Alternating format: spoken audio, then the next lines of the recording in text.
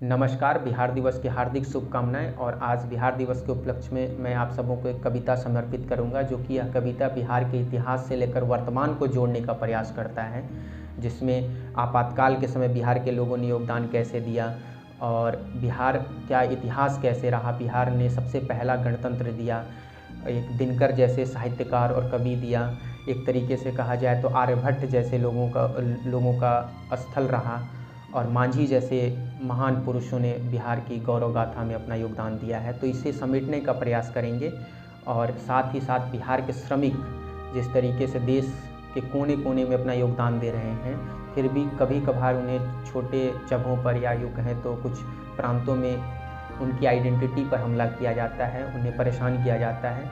तो उस पर मेरी कविता है और इसे ध्यान से आप सुनेंगे। समर्पित है।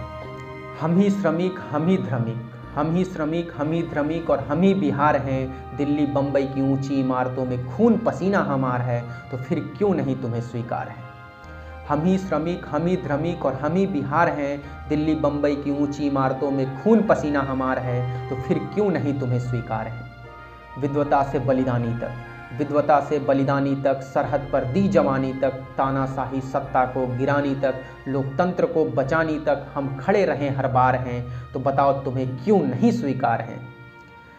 राजतंत्र से गणतंत्र का पाठ पढ़ाया हमने, जब सब जी हजूरी में थे सत्ता से टकराया हमने।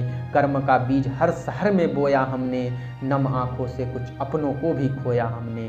बंद कमरों में खूब रोया हमने, देश का कोना कोना हमारा कर्जदार है, तो बताओ तुम्हें क्यों नहीं स्वीकार है।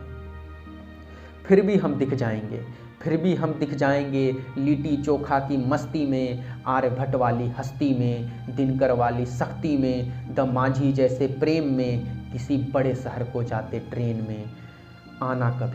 आना कभी अभिमान छोड़ देखने मेरी बस्ती को, तब समझ पाओगे मेरी हस्ती को। जब हम रुकते देश का चक्का थम जाता है, कोने कोने में मातम सा आ जाता है।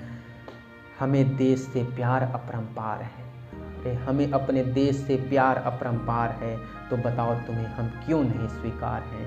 अरे हाँ हम बिहारी और हम ही बिहार हैं, तो बताओ तुम्हें क्यों नहीं स्वीकार हैं। हम तुम्हें क्यों नहीं स्वीकार हैं। बहुत बहुत धन्यवाद आप सभी का।